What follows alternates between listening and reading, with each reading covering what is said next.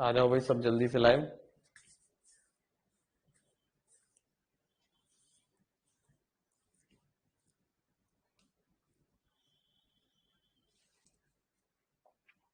आवाज का एक बार बता दो, ठीक है सब? आवाज वगैरह,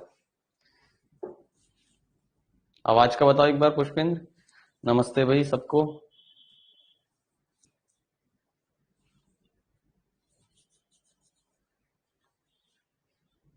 ठीक है ठीक है ठीक है। चलो, कल तक जो मैंने आपको टॉपिक पढ़ाया था, सपना वगैरह, गुड आफ्टरनून। कल तक जो टॉपिक पढ़ाया था उसमें किसी को कोई डाउट किसी भी प्रकार का? जो कल तक पढ़ाया, मैंने कहा था आपसे एक बार विश्व का थोड़ा बहुत नक्शे का आइडिया ले लेना और धीरे धीरे उसको बढ़ाते जाओ, क्योंकि एक ही दिन में पूरा नक्शा तो आप याद नहीं कर पाओगे, लेकिन हाँ धीरे धीरे उस नक्शे को थोड़ा सा बढ़ाते जाओ, जिससे कि आपके दिमाग में विश्व का मैप थोड़ा बहुत आइडिया रहे कि भाई यूएसए विश्व में कहां पड़ता है, कनाडा कहां है, नॉर्वे कहां है, इंडिया कहां है, ईरान कहां है, इराक कहां है। इस तरीके के देशों को थोड़ा बहुत आपको याद रहे। ठीक है, चलो तो आज की क्लास स्टार्ट करते हैं। तो आज का टॉपिक आपको दिख रहा होगा, वायुमंडल के बारे में हमें पढ़ना है। उससे पहले कल की क्लास में एक छोटा सा टॉपिक और रह गया था, उसको और कवर कर लेते हैं। ठीक है, तो कल की क्लास में जो एक छोटा सा टॉपिक रह गया था उसको और कवर कर लेते हैं। मैंने आपको कल कुछ क्वेश्चंस कराए थे और बताया था इस तरीके से पेपर में क्वेश्चन आ सकते हैं। ठीक है, तो आज थोड़ा सा एक दो चीज और हमें देखनी है, वो और जरा देख लेते हैं। एक टर्म होती है जो शायद आपने सुनी हो, एपोजी, जिसको हिंदी में कहते हैं अपभू, और एक होती है पेरिजी, इसको कहते हैं उपभू। ठीक है, तो ये क्या होता है? एपोजी, एक एक लाइन की परिभाषा लिखी हुई है। जब हमने एपीहीलियन और पेरीहीलियन की बात की थी, उपसौर और अपसौर की बात की थी, तो हम पृथ्वी की बात कर रहे थे सूरज की तुलना में। अब यहां हम पृथ्वी को आधार मान रहे हैं, तो पृथ्वी पापा किसकी है? चंद्रमा की। तो यहां पर हम किसकी बात करेंगे? यहां पर हम पृथ्वी और चंद्रमा की बात कर रहे हैं। तो अपभू ऐसा दिन होता है जब चंद्रमा पृथ्वी से सबसे अधिक दूरी पर होता है। ठीक है, जो डिस्टेंस है वो मैक्सिमम है, जिस दिन सबसे अधिक दूरी पर होगा चंद्रमा पृथ्वी से, उस दिन को क्या कहेंगे? अपभू। और जो उपभू होता है, इस दिन चंद्रमा पृथ्वी के सबसे नजदीक होता है। और इनकी तारीख कोई फिक्स नहीं है, ये महीने भर आते रहते हैं महीने, क्योंकि चंद्रमा जो है लगभग 29 दिन में चक्कर लगा लेता है, तो ये हर महीने होता रहता है। ठीक है, तो फिक्स इसकी डेट कोई नहीं होती, जैसे वहां थी 4 जुलाई और 3 जनवरी। ठीक है, तो कभी कभी परिभाषा आ जाती है अपभू और उपभू क्या है, एपोजी और पेरिजी। तो एपोजी हो गया जब चंद्रमा पृथ्वी से सबसे ज्यादा दूरी पर है, और यहां पर सबसे कम दूरी पर है। ठीक है, नेक्स्ट टर्म जो आती है वो होती है सिजिगी। ठीक है, एक टर्म होती है सिजिगी, ये अभी बताता हूं एल्बिडो, पहले उससे पहले समझ लो सिजिगी क्या होता है। एक टर्म होती है सिजिगी। सिजिगी अगर आपने मेरी 10वीं वीडियो देखी होगी जो मैंने आपको बताया था, हाँ बिल्कुल बिल्कुल, जब मैंने आपको ग्रहण पढ़ाया था तो उसमें ये शब्द आया था सिजगी। सिजगी ऐसी स्थिति होती है जब पृथ्वी, चंद्रमा और सूर्य तीनों एक ही सीध में होते हैं। जब पृथ्वी, चंद्रमा और सूर्य तीनों एक ही सीध में होते हैं, लीनियर होते हैं, 180 डिग्री होते हैं, तो ऐसी स्थिति को हम क्या कहते हैं? सिजगी कहते हैं। ठीक है, सिजगी कैसी स्थिति है? जब चंद्रमा, पृथ्वी और सूर्य तीनों एक ही लाइन में हो। ठीक है, उसको हम क्या कहते हैं? सिजगी कहते हैं। ठीक है, इसके अलावा ये मैंने आपको बता दिया था स्थलीय विकिरण क्या है। जो पृथ्वी ऊष्मा छोड़ती है उसको हम क्या कहते हैं? स्थलीय विकिरण कहते हैं। एक शब्द और एग्जाम में यूज कर लेता है, स्पेसिफिकली यूपीएससी वाले, सीडीएस की जो यहां पर तैयारी कर रहे हैं, उन बच्चों के लिए इंपॉर्टेंट है। टर्म जो यूज करता है वो करता है हीट आइलैंड। हीट आइलैंड क्या होता है? जैसा कि शब्द आपको समझ में भी आ रहा होगा, हीट यानी ऊष्मा, ऊष्मा का एक द्वीप बना हुआ है। तो जो शहरी इलाके होते हैं जहां पर बिल्डिंग और जो अन्य इंफ्रास्ट्रक्चर बहुत ज्यादा होता है, खाली जगह कम होती है और बिल्डिंग ही बिल्डिंग बहुत ज्यादा होती है। तो बिल्डिंग किससे बनती है? सीमेंट और इन सब चीजों से बनती है। तो ये जो चीजें होती है, वस्तुएं, ये ऊष्मा को रोक लेती हैं, ट्रैप कर लेती हैं।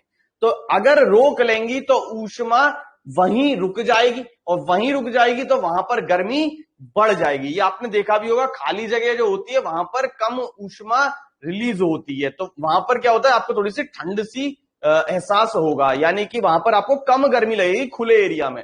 जबकि जो चारों तरफ से घिरा हुआ एरिया है वहां पर क्या होती है? वो हीट ट्रैप हो जाती है। तो हीट ट्रैप हो गई तो एक तरीके का एक द्वीप बन जाता है ऊष्मा का, गर्मी बहुत ज्यादा हो जाती है। ठीक है, तो अर्बन जो एरिया होते हैं वहां पर जो ग्रामीण क्षेत्र होते हैं उनकी तुलना में ज्यादा गर्मी रहती है। ठीक है, ये आपने महसूस भी किया होगा। ठीक है, तो ये कुछ टर्मिनोलॉजी थी जिनसे क्वेश्चन पेपर में आते हैं। तो एक इंपॉर्टेंट इसमें से टर्मिनोलॉजी है जो थोड़ी सी हमें डिटेल में पढ़नी है, उसको कहते हैं अल्बीडो। ठीक है, तो पहली टर्म तो आती है इसकी परिभाषा क्या है अल्बीडो। तो कोई भी वस्तु है यदि उस पर प्रकाश पड़ता है तो उस प्रकाश का कुछ ना कुछ भाग क्या होगा, उससे परावर्तित हो जाएगा, रिफ्लेक्ट हो जाएगा। जैसे मैंने आपके ऊपर कोई प्रकाश डाला तो वो प्रकाश का कुछ हिस्सा क्या होगा, इससे पलटकर लौट जाएगा। कुछ हिस्सा क्या है, वो ये चीज एब्जॉर्ब कर लेगी। जैसे मेरे ऊपर प्रकाश पड़ता है तो कुछ हिस्सा मैं उसका एब्जॉर्ब कर लूंगा, कुछ परावर्तित कर देता हूं, ठीक है, कुछ रिफ्रैक्ट कर दूंगा, ठीक है, अपवर्तित कर दूंगा। तो इस तरीके से कोई भी वस्तु जितना प्रकाश का भाग परावर्तित कर देती है, ऐसी कोई भी वस्तु जो प्रकाश के भाग को, जितने भाग को परावर्तित कर देती है, रिफ्लेक्ट कर देती है, उस हिस्से को हम क्या कहते हैं, उस वस्तु का अल्बीडो कहते हैं। जैसे मान लो कि किसी वस्तु पर सूरज की 100 किरणें पड़ती हैं, किसी वस्तु पर सूरज की 100 किरणें पड़ती हैं और ये वस्तु से सूरज की 100 किरणें टकराने के बाद कितनी लौट जाती हैं, मान लो 40 लौट जाती हैं। तो कितनी इसने परावर्तित कर दी, 40 परावर्तित कर दी। तो इस वस्तु का अल्बीडो कितना हो गया, 40। अब ये तो मैंने 100 यूनिट ली थी, तो बात हम यहां पर किस में करेंगे, इकाई आधार मान के करेंगे, तो हमेशा परसेंटेज में बात करेंगे। तो इसका अल्बीडो कितना परसेंट हो गया, 40% हो गया। तो ऐसे ही सूरज का प्रकाश पृथ्वी पर आता है कि नहीं आता, तो क्या सारा सूरज का प्रकाश पृथ्वी पर आ जाता है? अरे पृथ्वी के चारों ओर वायुमंडल है कि नहीं है, बादल है कि नहीं है, गैसें हैं कि नहीं है, तो उन गैसों से, उन बादलों से टकराने से भी तो कुछ प्रकाश ऊपर से ऊपर ही लौट जाएगा। मान लो ये पृथ्वी की सतह है और ये पृथ्वी के चारों ओर क्या है, वायुमंडल है, जिसमें गैसें भी हैं और क्लाउड्स भी है, बादल भी हैं। तो यहां पर प्रकाश आ रहा है तो कुछ तो जमीन तक पहुंचेगा, कुछ क्या होगा, ऊपर ही ऊपर से लौटा दिया जाएगा कि नहीं लौटा दिया जाएगा, जो जमीन तक नहीं आएगा। तो कितना प्रतिशत भाग प्रकाश का पृथ्वी के वायुमंडल से ही बाहर लौट जाता है, तो वो लौट जाता है 35%। तो पृथ्वी का अल्बीडो कितना है, 35% है। ये पेपर में बहुत बार आ चुका है। तो अल्बीडो का अर्थ क्या है, कोई भी वस्तु जितने प्रकाश के हिस्से को रिफ्लेक्ट कर देती है, परावर्तित कर देती है, उसको क्या कहते हैं, उस वस्तु का अल्बीडो कहते हैं।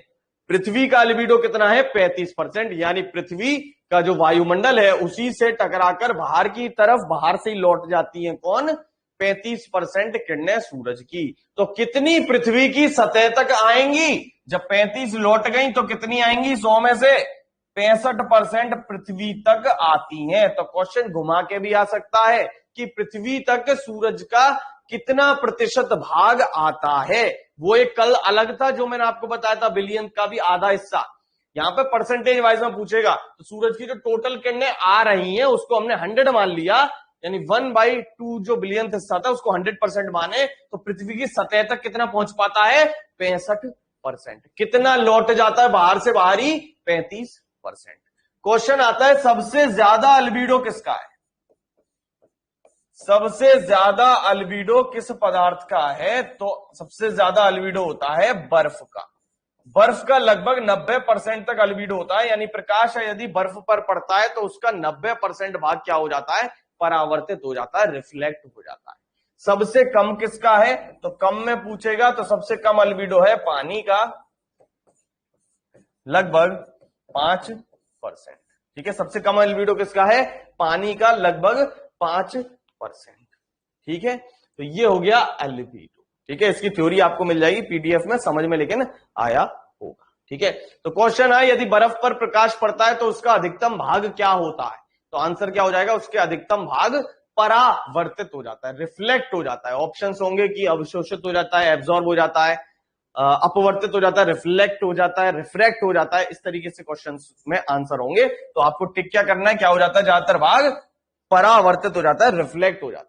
ठीक है, बर्फ पर, और पानी पर क्या होता है, ज्यादातर भाग अवशोषित हो जाता है। ठीक है, कम परावर्तित होता है। ठीक है, तो ये हो गया अल्बीडो, उसी की यहां पर ये थ्योरी लिख रही है। ठीक है, अल्बीडो के प्रभाव के कारण शहरों में क्या होता है, अत्यधिक विकसित क्षेत्रों में, जो अभी आपको समझाया था हीट आइलैंड के बारे में, आसपास के उपनगरीय या ग्रामीण क्षेत्रों की तुलना में उच्च औसत तापमान का अनुभव हो सकता है।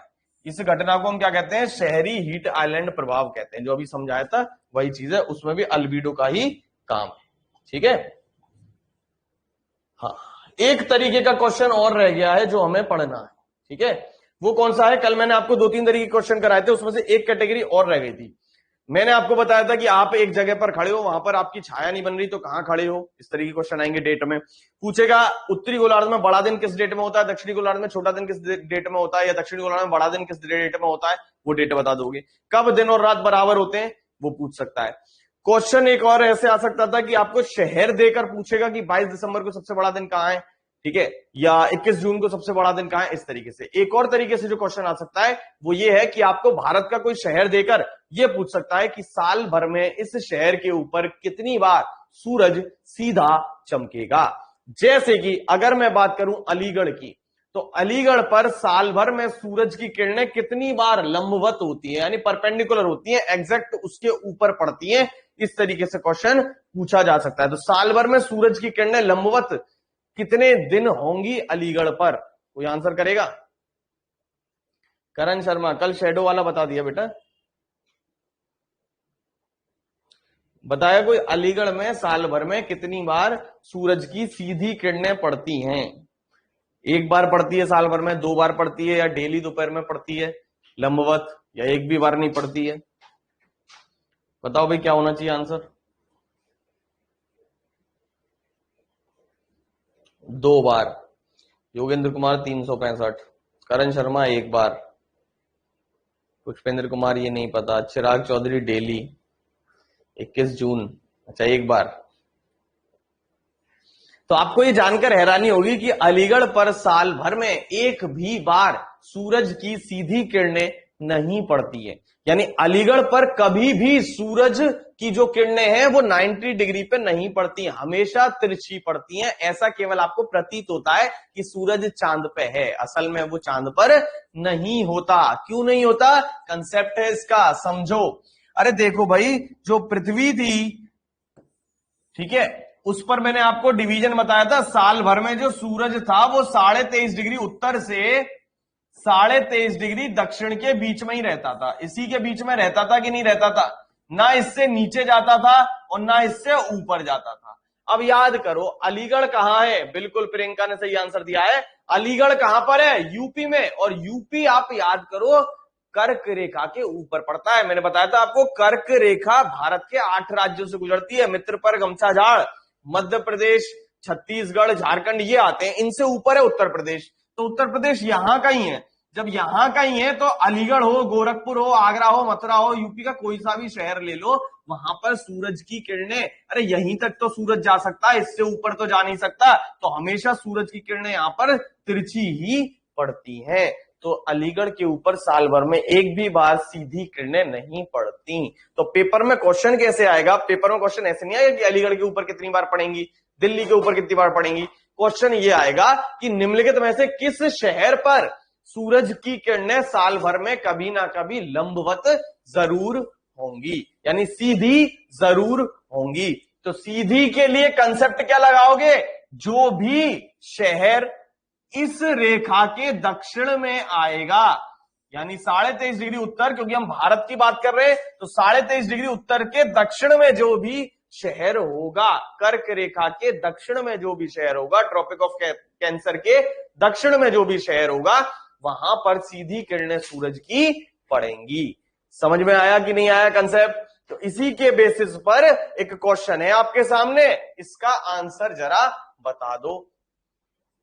सूरज की सीधी किरणें निम्नलिखित में से किस शहर पर पड़ेंगी? चिराग चौधरी आ गया, वेरी गुड। तो इसका आंसर क्या होगा? चेन्नई, चेन्नई, चेन्नई। और किसी का कोई आंसर? ज्योति जादौन डी, चेन्नई, चेन्नई, बिल्कुल ठीक है। तो इसका आंसर क्या हो जाएगा? इसका आंसर हो जाएगा चेन्नई, क्योंकि चेन्नई कहां है? तमिलनाडु में है। और तमिलनाडु कहां है? दक्षिण भारत में, यानी 23.5 के, मान लो ये भारत है तो तमिलनाडु यहां पड़ता है, 23.5 डिग्री के दक्षिण में हुआ कि नहीं हुआ? और 0 से तो ऊपर है ही, तो बीच में जब सूरज ऐसे जाएगा तो एक ना एक बार तो जरूर सीधा चेन्नई के ऊपर चमकेगा। ठीक है, वैसे कितनी बार चमकेगा साल भर में चेन्नई के ऊपर सूरज, कितनी बार सीधा चमकेगा? ये कोई आंसर करेगा? साल भर में सूरज चेन्नई पर कितनी बार चमकेगा? तो 2 बार चमकेगा। क्यों? एक बार जाने में और एक बार आने में। अरे जाएगा फिर लौट कर भी तो आएगा, तो 2 बार चमकेगा। ठीक है, चेन्नई के ऊपर। एक और क्वेश्चन है, वो और देख लेते हैं, इसका क्या आंसर होगा बताओ। सेम क्वेश्चन है, शहर चेंज कर दिए।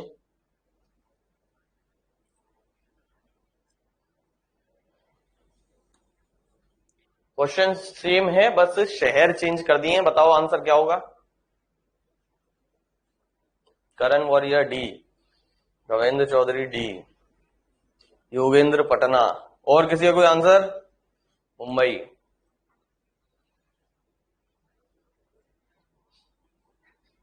योगेंद्र का पटना क्यों है भाई? सपना बघेल सी, पटना।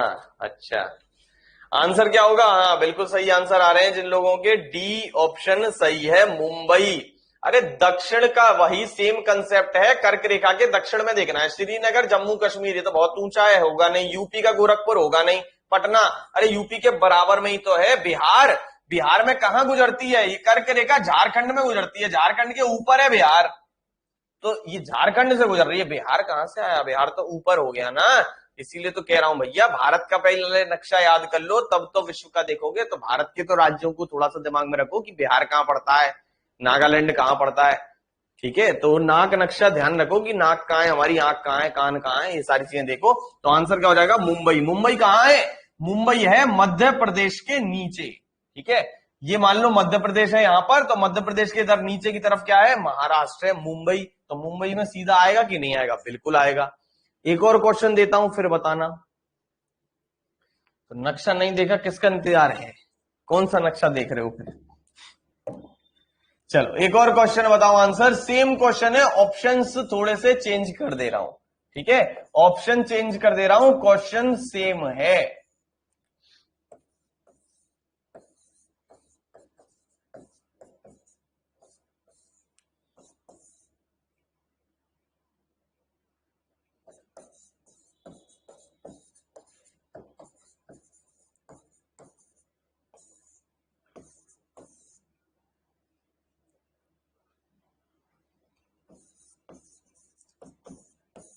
अब ऑप्शन ये हैं, ए बी सी डी। दूसरा ऑप्शन है ए बी सी। तीसरा ऑप्शन है ए सी डी। चौथा ऑप्शन है बी सी डी। अब बताओ आंसर क्या होगा। ऑप्शन चेंज है, अभी इतनी जल्दी आंसर मत करो। बताओ आंसर क्या होना चाहिए इसका। योगेंद्र कुमार सी। और किसी का कोई आंसर? सी तो है नहीं, ये 1 2 3 4 है।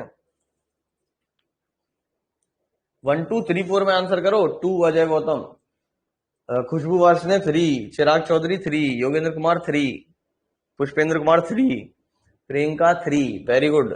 आंसर क्या हो जाएगा? पणजी। कहां है? गोवा। गोवा तो बिल्कुल आएगा कि नहीं आएगा? बिल्कुल आएगा। ईटानगर अरुणाचल प्रदेश, अरुणाचल प्रदेश तो कहां पड़ गया? ऊपर की तरफ पड़ गया। आंसर नहीं होगा।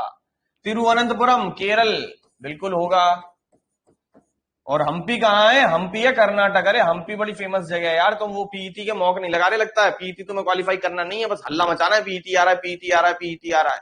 क्यों भाई गोविंद्र, हल्ला तो काटता रहता तू, पीईटी आ रहा है, पीईटी आ रहा है, पढ़ है नहीं रहा तू।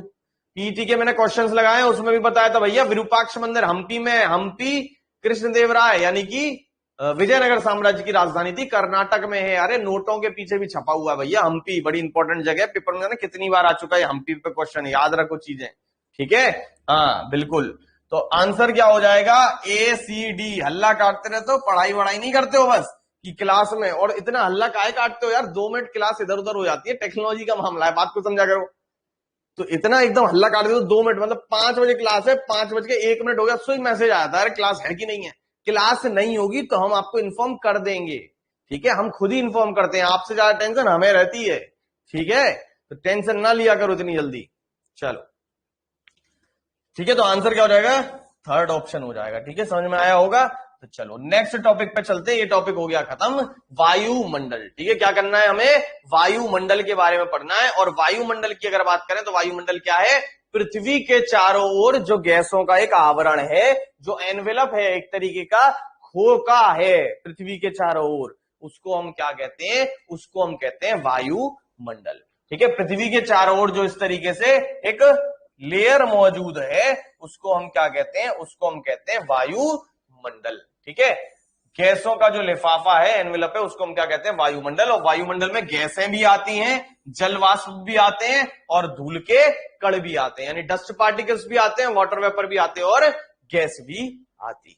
ठीक है, तो क्वेश्चन ये आता है कि वायुमंडल में सबसे अधिक मात्रा में कौन सी गैसें पाई जाती है। ठीक है, सबसे अधिक मात्रा में वायुमंडल में कौन सी गैसें पाई जाती है। अरे कॉस्मोलॉजी ब्रह्मांड का अध्ययन था, वायुमंडल का अध्ययन नहीं है। ठीक है, तो क्वेश्चन आता है सबसे अधिक मात्रा में कौन सी गैसें वायुमंडल में पाई जाती हैं। तो सबसे अधिक मात्रा में जो गैस पाई जाती है वो कौन सी है, वो है नाइट्रोजन, लगभग कितने परसेंट, 78%। इसके बाद सबसे अधिक मात्रा में पाई जाती है ऑक्सीजन, लगभग कितनी, 21%। इसके बाद सबसे अधिक मात्रा में पाई जाती है आर्गन, जिसका सिंबल क्या होता है, सिंबल भी याद रखना, AR से रिप्रेजेंट करते हैं। आर्गन है लगभग 0.9%। ठीक है, और आगे भी लिख लो इसको, एग्जैक्ट पूछ लेता हूं, 0.93%। ठीक है, यहाँ पे 0.9 लिख दिया, 0.93% याद रखना। ठीक है, कभी कभी एग्जैक्ट भी पूछ लेता है। और कार्बन डाइऑक्साइड की बात करें, CO2 की बात करें, तो कार्बन डाइऑक्साइड कितनी है, 0.04%। अगर ये ऑप्शन में नहीं है, कभी कभी हो जाता है 0.04%, यदि CO2 ऑप्शन में नहीं है तो आपको टिक क्या करनी है, 0.03%। लेकिन अगर ऑप्शन में 0.04 भी है और 0.03 भी है तो क्या टिक करोगे, हमेशा 0.04% ही टिक करना है। एनसीईआरटी का डेटा है, कई किताबों में 0.03 भी लिख रहा है, लेकिन हम फॉलो किसको करेंगे, हम फॉलो करेंगे एनसीईआरटी। तो अगर 0.04 मिलता है तो यही टिक करना है, अगर ये ऑप्शन में नहीं मिलता तब 0.03 टिक करना है। ठीक है भाई, तो इन चारों गैसों का क्रम पूछ लेता है कि इन चारों गैसों का क्रम क्या है, सबसे अधिक मात्रा में कौन सी, उसके बाद उसके बाद उसके बाद, या फिर क्वेश्चन ऐसे आ जाता है कि अलग से गैस पूछ लेगा कि ये वायुमंडल में कितने % है। अब बात आती है, ये गैसें जो वायुमंडल में मौजूद है, इनका सब कुछ ना कुछ कारण है। ऐसी गैसें ये जो मौजूद है, इनका कुछ ना कुछ कारण है, हमारी लाइफ में कुछ ना कुछ इनका प्रयोग है। जैसे कि नाइट्रोजन की बात करूं तो नाइट्रोजन बेसिक तत्व होता है, बनाने में मदद करता है, क्या, अमीनो अम्ल बनाने में मदद करता है, अमीनो एसिड्स। और अमीनो एसिड्स, बहुत सारे अमीनो एसिड्स मिलकर, इनकी एक चेन मिलकर क्या बनाती है, जो हमारे शरीर के लिए बहुत इंपॉर्टेंट है, प्रोटीन का निर्माण करती है। तो नाइट्रोजन बेसिक तत्व है, क्या बनाने में मदद करता है, प्रोटीन बनाने में मदद करता है। ठीक है, इसके अलावा नाइट्रोजन जो गैस है वो अज्वलनशील होती है, यानी नॉन इन्फ्लेमेबल होती है, यानी कि जलती नहीं है। इसलिए जहां ज्यादा फ्रिक्शन की बात आती है वहां नाइट्रोजन गैस का प्रयोग हम कर सकते हैं। जैसे कि हवाई जहाज के टायरों में, हवाई जहाज के टायरों में नाइट्रोजन गैस भरी जाती है।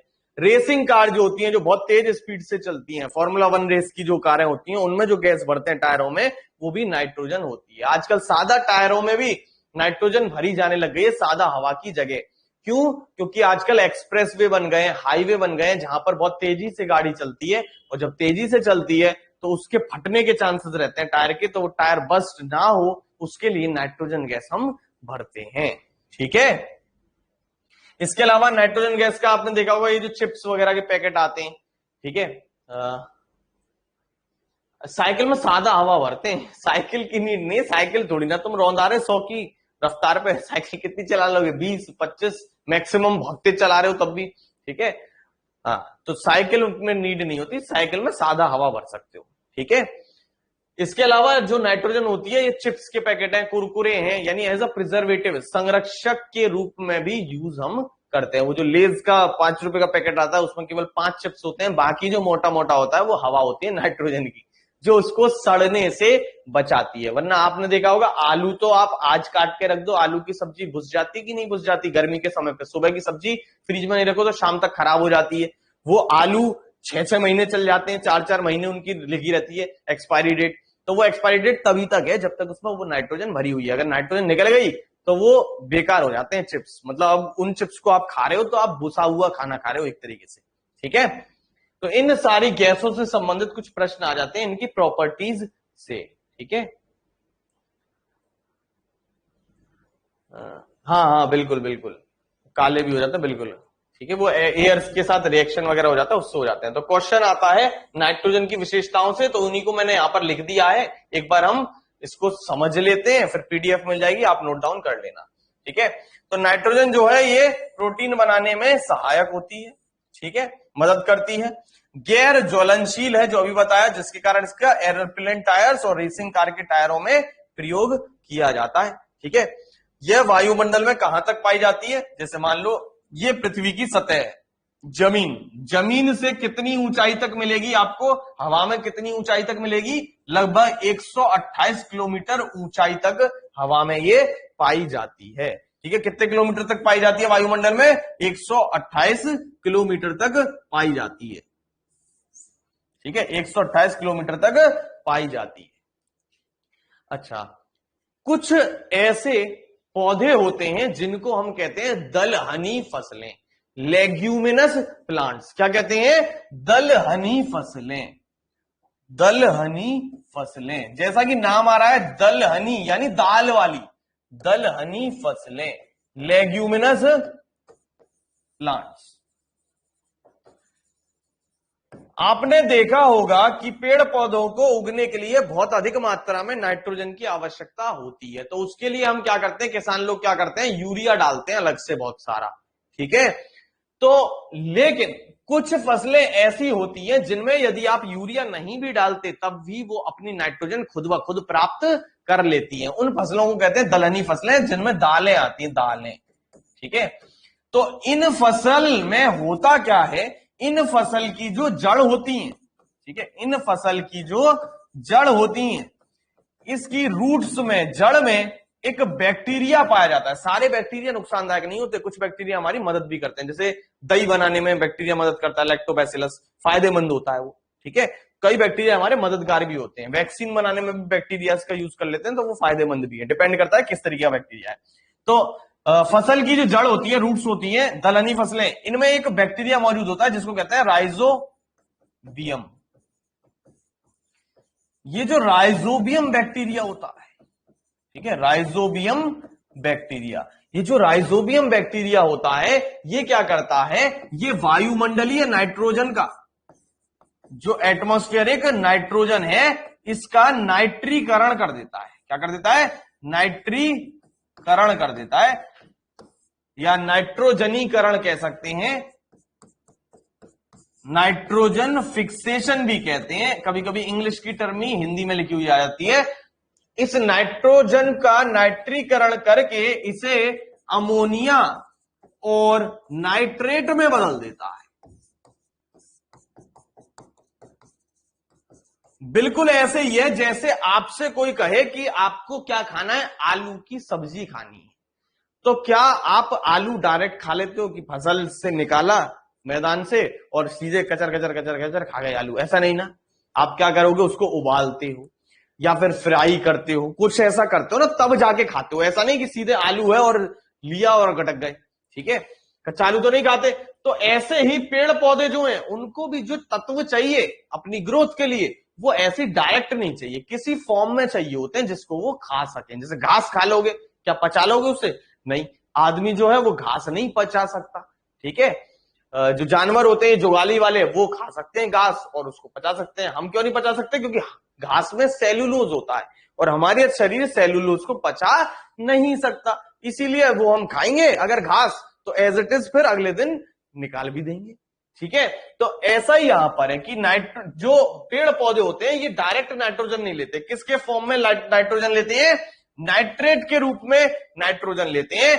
तो जितने भी क्वेश्चन आएगा, पौधे होते हैं वो नाइट्रोजन किस रूप में नाइट्रोजन को ग्रहण करते हैं। तो किस रूप में ग्रहण करते हैं? नाइट्रेट के रूप में ग्रहण करते हैं। और कोई जरा आंसर देगा अगर मेरे वीडियो देखे होंगे पीईटी वाले, कि नाइट्रेट अगर पीने के पानी में मिल जाए तो उससे बच्चों को एक रोग हो जाता है। उस रोग को क्या कहते हैं? नाइट्रेट की मात्रा यदि पानी में अधिक हो जाए, इसीलिए कहते हैं यूरिया जरूरत से ज्यादा भी नहीं डालना चाहिए, वरना वो बह के पानी वगैरह में मिल जाता है। तो कौन सा रोग हो जाता है? निमोनिया हो जाता है। बताया कोई? नाइट्रेट अगर पानी, पीने के पानी में मिल जाए तो बच्चों को एक रोग हो जाता है। उस रोग को क्या कहते हैं? बच्चों को जो रोग हो जाता है उस रोग को क्या कहते हैं? कोई आंसर तो करो यार। इतने सारे लोग हो, अभी तक आंसर ही नहीं कर रहे हो। नाम याद नहीं आ रहा, बताया था आपने। छोटा हैजा, अरे क्या क्या कह रहे हो यार। ब्लू बेबी सिंड्रोम हो जाता है, नाइट्रेट से नीला पड़ जाता है वो बच्चा, ब्लू बेबी सिंड्रोम कहते हैं। यार पिछली क्लास में ही ये कराया है तुम्हें, तुम देख नहीं रहे, पीईटी कैसे निकालोगे फिर? ब्लू बेबी सिंड्रोम कहते हैं। मीना माता, मीना माता ये कहां से आ गया? मरकरी से होता है मीना माता, और इटाई इटाई कैडमियम से होता है। ठीक है, तो क्या रोग हो जाता है? ब्लू बेबी सिंड्रोम हो जाता है। ठीक है, अच्छा, ज्यादातर पौधे नाइट्रेट के रूप में नाइट्रोजन को लेते हैं, लेकिन एक ऐसा पौधा होता है, कृषि की बात बता रहा हूं अब आपको डिटेल की, एक ऐसा पौधा होता है जो नाइट्रोजन को अमोनिया के रूप में लेता है। जैसे सारे पौधे तो किस रूप में लेते हैं? सारे पौधे लेते हैं नाइट्रेट के रूप में, लेकिन एक ऐसा पौधा है जो अमोनिया के रूप में नाइट्रोजन को लेता है। ये कौन सा पौधा है? बड़ी इंपॉर्टेंट फसल है, धान। ठीक है, यानी चावल, पैडी। धान की जो फसल होती है ये नाइट्रोजन को अमोनिया के रूप में लेता है। इस चीज को ध्यान रखना, अपवाद में ये चीज आती है। ठीक है, तो यही यहां पर पॉइंट था कि जो फलीदार पौधे होते हैं, यानी वही लेग्यूमिनस प्लांट्स जो होते हैं, दलहनी फसलें जो होती हैं, ठीक है, इन दलहनी फसलों की जड़ों में राइजोबियम नाम का बैक्टीरिया यानी जीवाणु पाया जाता है जड़ों में, जो क्या करता है? नाइट्रिफिकेशन में मदद करता है। ठीक है, तो ये बैक्टीरिया हमारा फायदेमंद है। बिल्कुल बिल्कुल, मीथेन भी निकलती है, बिल्कुल सही कह रहे हो योगेंद्र। नेक्स्ट बात आती है ऑक्सीजन की, कि भैया ऑक्सीजन की क्या खास बातें हैं? तो ऑक्सीजन की अगर बात करें तो ये कैसी गैस है? जीवन दायिनी गैस है। ठीक है, कैसी गैस है? जीवन दायिनी गैस है, लाइफलाइन गैस है। इसी की वजह से मानव जो है वो जीवित है। ये ऑक्सीजन नहीं होती तो आज हम भी नहीं होते। ठीक है, तो जीवन दायिनी गैस आप कह सकते हैं, जीवन रेखा गैस इसको कह सकते हैं।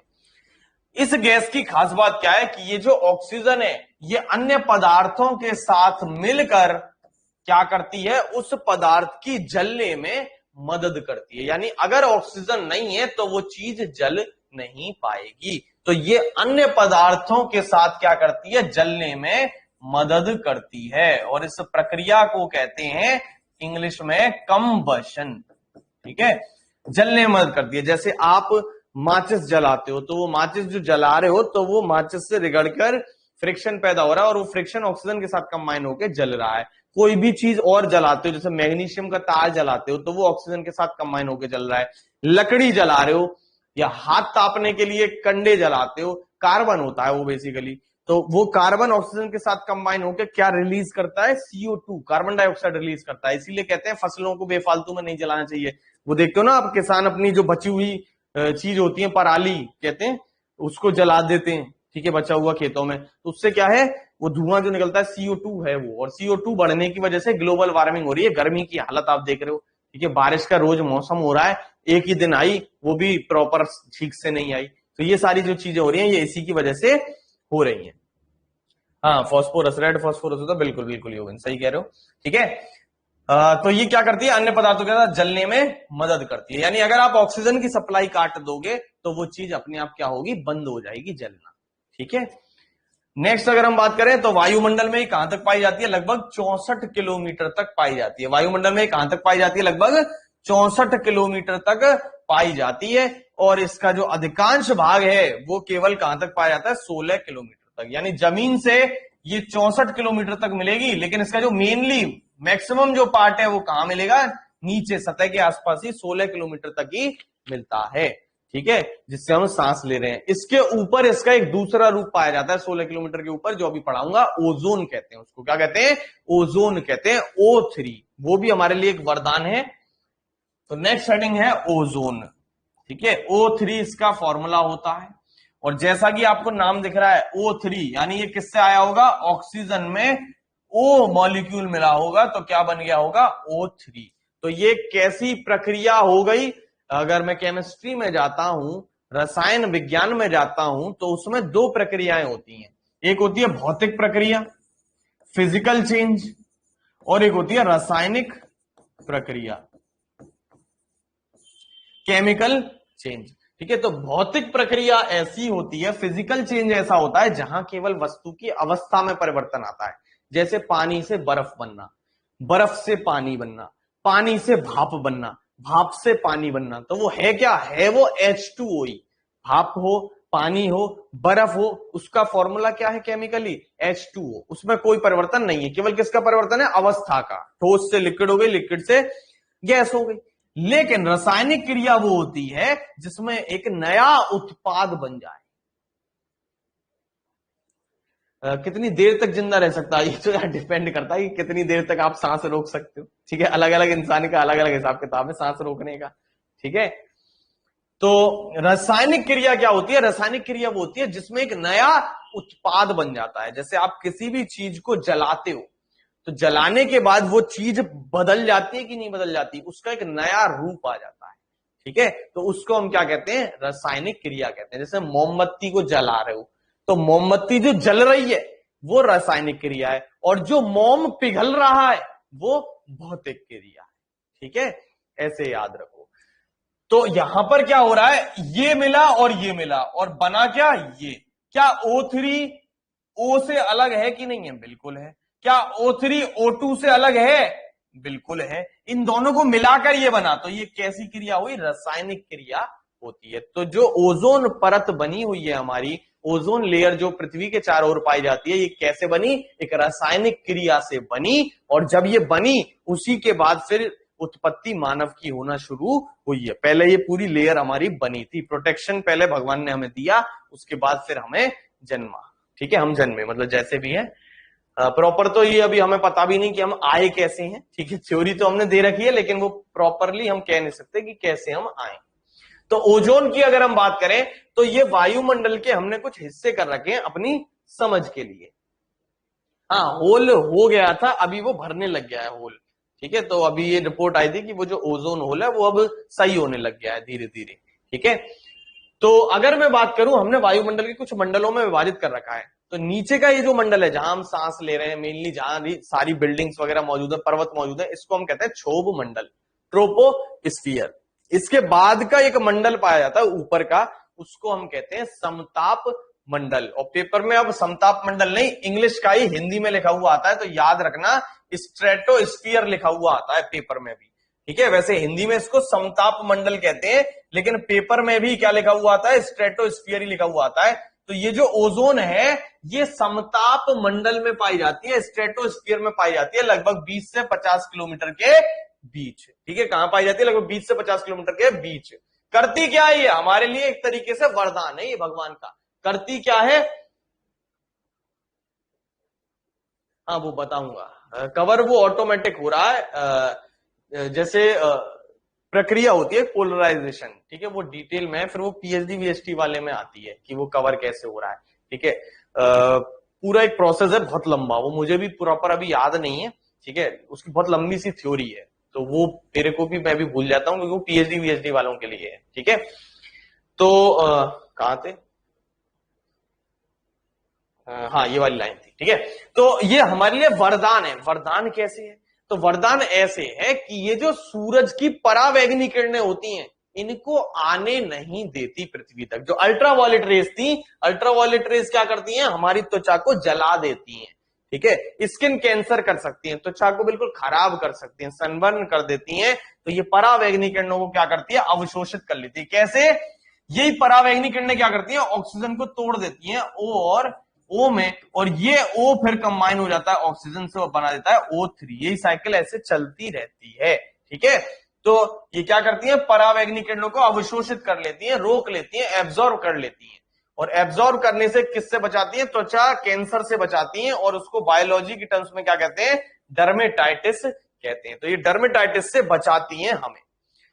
अब हम क्या यूज करते हैं, हम यूज करते हैं एसी, हम यूज करते हैं फ्रिज। तो एसी और फ्रिज में गैस का प्रयोग करते हैं ठंडी चीजों को रखने के लिए, कूलेंट के रूप में। उस गैस को हम क्या कहते हैं, उस गैस को हम कहते हैं CFC, क्लोरोफ्लोरोकार्बन। पहले यूज करते थे, अब तो नई नई गैसें आ गई हैं, इनमें सब्स्टिट्यूट्स आ गए हैं। जैसे अब आजकल आप एसी खरीदोगे तो आजकल नई एक गैस आई है R32, तो वो चेंजेस कर दिए गए हैं उसमें, जिससे कि पर्यावरण को नुकसान ज्यादा ना हो। तो शुरुआत में जब एसी और फ्रिज वगैरह की खोज हुई थी तो हम एक गैस का प्रयोग करते थे। किस गैस का प्रयोग करते थे, CFC, क्लोरोफ्लोरोकार्बन का यूज करते थे। फॉर्मूला होता है इसका CF2Cl2, ठीक है। और इसको एक और नाम से जानते हैं, फ्रीऑन भी कहते हैं, ठीक है, फ्रीऑन भी कहते हैं इसको, फ्रीऑन, ठीक है। तो शुरुआत में हम CFC का प्रयोग करते थे चीजों को ठंडा करने के लिए। तो ये CFC क्या करती है, ये CFC वायुमंडल में जाकर ऑक्सीजन जो ओजोन परत थी इसको तोड़ देती है। क्लोरीन जो एटम होता है इसका वो कंबाइन हो जाता है इससे और इसको ब्रेक कर देता है O3 को। जब इसको तोड़ने लगता है तो ओजोन परत कम होने लगती है। तो इंग्लैंड के वैज्ञानिकों ने यह पाया, इंग्लैंड के वैज्ञानिकों ने यह पाया कि दक्षिणी ध्रुव पर, या दक्षिणी ध्रुव पर क्या है, अंटार्कटिका के ऊपर, दक्षिणी ध्रुव पर, साउथ पोल पर या अंटार्कटिका के ऊपर हमने क्या कर दिया है, ओजोन परत में छेद कर दिया है। तो ये छेद ध्रुवों की ओर पाए जा रहे हैं। लेकिन अभी लॉकडाउन के दौरान ये न्यूज आई थी कि धीरे धीरे ये भरना शुरू हो गए हैं, ठीक है। तो दक्षिणी ध्रुव या अंटार्कटिका पर सबसे पहले क्या पाया गया, एक ओजोन होल की डिस्कवरी की गई। और जब ये पाया गया कि ओजोन होल होने लग गया तो हमारी फिर दिक्कतें बढ़ने लग गई। हमने सोचा कि यार अगर पूरी पृथ्वी पर ओजोन होल हो गया तो ऐसे तो फिर जो सूरज की परावैंगनी किरणें वो पृथ्वी तक आ जाएंगी, तो लोग को त्वचा रोग हो जाएगा, कैंसर हो जाएगा, तो उससे दिक्कत हो जाएगी, लोग मर सकते हैं। तो ऐसी स्थिति में 1987 में सारे लोग इकट्ठे हुए और सारे लोग इकट्ठे होकर एक समझौता किए। कहां पर, मॉन्ट्रियल में। ये जगह पड़ती है कनाडा में। तो एक समझौता किया गया, मॉन्ट्रियल समझौता। तो क्वेश्चन आता है, मॉन्ट्रियल समझौता कब किया गया, 1987, मॉन्ट्रियल प्रोटोकॉल। क्वेश्चन आएगा, मॉन्ट्रियल समझौता किससे संबंधित है, तो किससे संबंधित है, ओजोन परत में ह्रास से संबंधित है। ओजोन परत को जो नुकसान हो रहा है उससे संबंधित है, या क्या कह सकते हो, ऐसी गैसों पर प्रतिबंध से संबंधित है जो ओजोन परत को नुकसान पहुंचाती हैं। इस तरीके से पेपर में क्वेश्चन आएंगे, ठीक है भाई। यहां तक समझ में आया, कोई दिक्कत किसी को, फिर आगे चलते हैं। साथ में हमने हमेशा याद रहे हमें कि हमने ओजोन में छेद कर दिया और ओजोन में हमें हमेशा इसको कंजर्व करके रखना है वरना दिक्कत हो जाएगी। तो उसके लिए हमने एक दिवस घोषित कर दिया, हर साल मनाते हैं इसी को ध्यान में रखते हुए कि ओजोन में हमने छेद कर दिया था, विश्व ओजोन दिवस, ठीक है। कौन सा मनाते हैं, विश्व ओजोन दिवस, वर्ल्ड ओजोन डे। हर साल कब मनाते हैं, बड़ा इंपॉर्टेंट डेट है, 16 सितंबर को। हर साल विश्व ओजोन दिवस हम मनाते हैं 16 सितंबर को। कब मनाते हैं, 16 सितंबर। बहुत इंपॉर्टेंट डेट है, पेपर में बहुत बार आ चुका है। 1987 में एक समझौता किया गया, मॉन्ट्रियल समझौता, जो ओजोन से संबंधित है। CFC ने ओजोन को नुकसान पहुंचाया था, उसी से रिलेटेड था। क्लोरीन ओजोन से कंबाइन होकर ClO बना देती है, ठीक है, जिससे जो ओजोन परत है उसको नुकसान होता है, ठीक है। तो क्या केवल CFC ही है जो ओजोन परत को नुकसान पहुंचाते हैं, तो ऐसा नहीं है। नाइट्रोजन के जो ऑक्साइड्स हैं ये भी ओजोन परत को नुकसान पहुंचाते हैं। इसके अलावा जो भी हैलोजेंस, अगर केमिस्ट्री पढ़ी होगी तो पीरियोडिक टेबल आता है, वो जो 17वां कॉलम होता है, क्लोरीन, फ्लोरीन, ब्रोमीन, ये आयोडीन, ये सब हैलोजन कहलाते हैं। तो ये हैलोजन नुकसान पहुंचाते हैं ओजोन परत को, ठीक है। इसके अलावा कुछ और भी इंपॉर्टेंट डेट हैं जो आपने, जब मैंने आपसे पूछी थी तो आपने गलत कर दी थी, तो उसको एक फॉर्मूले से याद कर सकते हैं, अक्सर गड़बड़ हो जाती है, अब मत करना। वेब 22 मैम, ये एक फॉर्मूला है, एक वेब 22 मैम। वेब में डब्ल्यू से क्या मतलब हो गया? विश्व जल दिवस, वाटर डे। विश्व जल दिवस, वाटर डे कब होता है? हर साल 22 पहले कौन सा महीना आता है? मार्च। हर साल कब होता है? 22 मार्च को। तो विश्व जल दिवस हर साल कब होता है? 22 मार्च को होता है। फिर ई से क्या हो जाएगा? ई से हो जाएगा अर्थ डे, पृथ्वी दिवस। हर साल पृथ्वी दिवस कब होता है? 22। एम के बाद ए, मार्च के बाद क्या आता है? अप्रैल को होता है। और बी से बायोडायवर्सिटी डे, हिंदी में कहते हैं जैव विविधता दिवस। जैव विविधता का मतलब क्या है? अलग अलग, विविध मतलब अलग अलग, और जैव यानी जीव जंतु, पेड़ पौधे, जानवर। तो पेड़ पौधे जानवरों की जो अलग अलग वैरायटी पाई जाती है उसी को हम क्या कहते हैं? जैव विविधता कहते हैं, बायो डायवर्सिटी कहते हैं। तो ये जैव विविधता दिवस हर साल कब होता है? 22 मई को होता है। ये 3 दिवस हैं जिनमें कंफ्यूजन हो जाती है, क्योंकि 22 तारीख को ही होते हैं और अलग अलग महीने को होते हैं। तो अक्सर जल दिवस और पृथ्वी दिवस में डाउट हो जाता है कि पहले कौन सा था। ठीक है, इसके अलावा एक और दिवस आपको याद रखना है, विश्व पर्यावरण दिवस। हर साल कब होता है? ये भी बहुत इंपॉर्टेंट है। विश्व पर्यावरण दिवस हर साल कब होता है? 5 जून को होता है। विश्व पर्यावरण दिवस हर साल कब होता है? 5 जून को होता है। इसके अलावा योग दिवस, ये दिवसों पर मैंने पूरी पीडीएफ भी डाल रखी है, वो देख लेना। मेन दिवस आपका एक ना एक दिवस जरूर आएगा पीईटी के एग्जाम में। ठीक है, विश्व योग दिवस कब होता है? 21 जून को होता है। ठीक है, एक दिवस होता है बाघ संरक्षण दिवस, ये कब होता है? ये होता है 29 जुलाई को। ठीक है, फिर एक खेल दिवस होता है 29 अगस्त को। एक सांख्यिकीय दिवस होता है, स्टैटिस्टिक्स डे होता है 29 जून को। तो बहुत सारे दिन होते हैं इंपॉर्टेंट जो याद रखने हैं। ठीक है, विश्व एड्स दिवस 1 दिसंबर, 3 दिसंबर को विकलांगता दिवस। ठीक है, डिसेबिलिटी वाला डे रहता है। तो ये सारे डे आपको याद रखने हैं। 23 दिसंबर किसान दिवस। तो ये धीरे धीरे इन चीजों को याद करना शुरू करो। इंपॉर्टेंट जो डेज वाली वीडियो वो है पीडीएफ, वो ऑलरेडी मैंने ग्रुप में डाल रखी है, स्टोर सेक्शन में, जीएस का स्पेशल जो बैच है उसमें डाल रखी है। और अब आपकी कल से जहां तक की क्लासेस स्टोर में ही चलेंगी। अभी जो आप बैच में आते हो ना, बैच में अब आपकी क्लास नहीं चलेंगी, अब आपकी जो क्लासेस चलेंगी वो स्टोर में चलेंगी। स्टोर में भी सेम टू सेम बैच बने हुए हैं, सेम टू सेम सारी चीजें हैं, बस फर्क इतना है कि इधर बैच की जगह वहां स्टोर में चलेंगी क्लासेस। ठीक है, इतना फर्क है बस। ठीक है, नेक्स्ट आती है कार्बन डाइऑक्साइड की बात। तो अगर हम कार्बन डाइऑक्साइड की बात करें तो कार्बन डाइऑक्साइड जो है वो सबसे भारी गैस है। ठीक है, कैसी है? सबसे भारी गैस है पूरे वायुमंडल में। ठीक है, जब सबसे भारी है वायुमंडल में तो भारी चीज नीचे बैठेगी, तो ये सतह के आसपास ही पाई जाती है। लगभग कहां तक पाई जाती है? 32 किलोमीटर तक पाई जाती है। ठीक है, ये वायुमंडल में लगभग कहां तक पाई जाती है? 32 किलोमीटर तक पाई जाती है।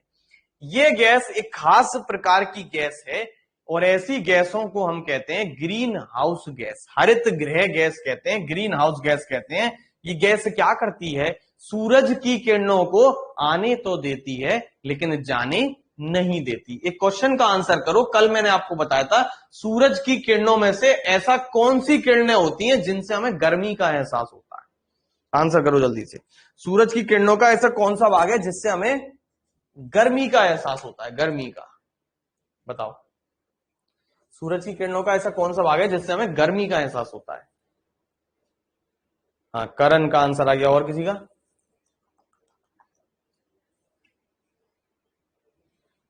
इंफ्रारेड तरंग, वेरी गुड।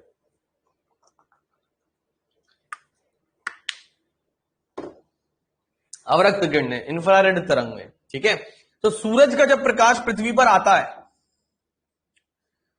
तो आपने वो पढ़ रखा होगा, ऊर्जा जो है वो तरंग धैर्य के उल्टी होती है।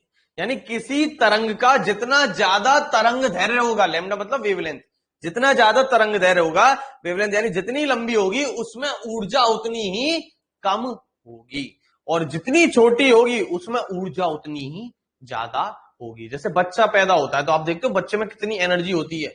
जो बच्चा होता है चीखता रहता है, चिल्लाता रहता है, शुरुआत के जो 15-20 साल तक जो हमारी होती है एनर्जी कितनी होती है, फिर धीरे धीरे एनर्जी कम होती जाती है। तो वही चीज है, जितनी ज्यादा तरंग दैर्घ्य होगी उतनी एनर्जी कम होगी। यानी कि यदि मैं बात करूं सूरज की, तो सूरज पर एनर्जी बहुत ज्यादा है कि नहीं है, तापमान बहुत ज्यादा है, तो एनर्जी बहुत ज्यादा यानी तरंग दैर्घ्य बहुत ही कम। तो सूरज से जो किरणें आती हैं वो किस फॉर्म में आती हैं पृथ्वी तक? लघु तरंगों के रूप में आती हैं, शॉर्ट वेव्स के रूप में आती है। ठीक है, तो ऐसा मान लो कि ये पृथ्वी के ऊपर CO2 की क्या एक छलनी है, छलनी, तो उस छलनी से ये छोटे छोटे कण जो हैं वो पास हो जाएंगे कि नहीं हो जाएंगे? बिल्कुल हो जाएंगे। जैसे दूध छान रहे हो तो दूध में यदि बाल बाल होगा तो वो अलग हो जाएगा छलनी में, लेकिन जो कण है दूध के वो तो सब छन के नीचे आ जाते हैं, मेन मेन जो गंदगी है वही तो ऊपर रह जाएगी। तो ये छोटी छोटी फॉर्म में आ रही है, तो ये क्या होती है, इसको भेद कर CO2 को आ जाती है कहां तक? पृथ्वी की सतह तक। लेकिन जब पृथ्वी इसको सोखती है और सोखने के बाद जब रिटर्न करती है स्थलीय विकिरण के द्वारा, टेरेस्ट्रियल रेडिएशन के द्वारा, तो पृथ्वी का तो तापमान कितना है? 20-30 डिग्री सेल्सियस ऐसे ही रहता है, औसत तो 16 डिग्री सेल्सियस के लगभग है। तो पृथ्वी से जब ये लौटकर जाती है तरंगें, तो किस रूप में हो जाती हैं? यहां से बहुत ज्यादा तापमान से आ रही थी तो लघु के रूप में, यहां तापमान कम है तो लौटेंगी तो किसके रूप में? दीर्घ तरंगों के रूप में लौटती हैं, लॉन्ग वेव्स के रूप में लौटती हैं।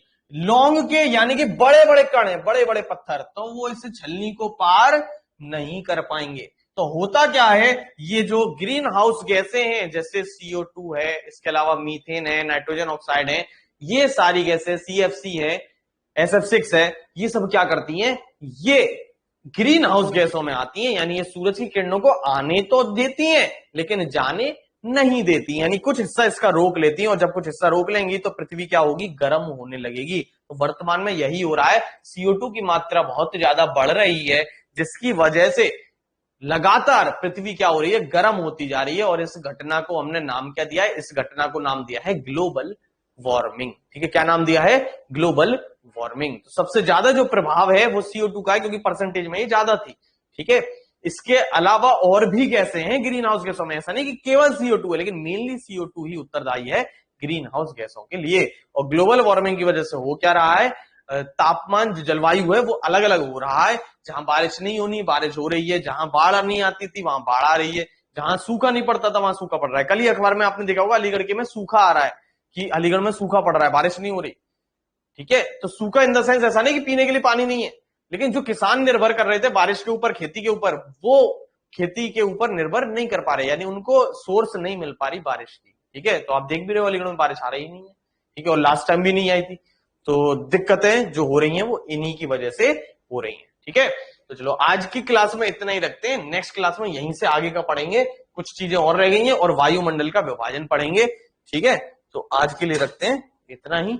कोई भी डाउट हो तो वो आप पूछ सकते हो। हाँ बिल्कुल, ठीक है, तो आज के लिए रखते हैं इतना ही। घर पर रहें, सुरक्षित रहें, पीटी की तैयारी बेस्ट से बेस्ट करें, जितना हम पढ़ा रहे हैं उतना पढ़ लोगे तो आराम से एग्जाम निकाल दोगे। ठीक है, आज शाम को मिलते हैं, पीटी के एक टेस्ट के साथ मिलेंगे, उसमें सर 20 नंबर की आपको DI कराएंगे और बाकी 60-70 नंबर की जो GS है वो मैं आपको कवर कराऊंगा।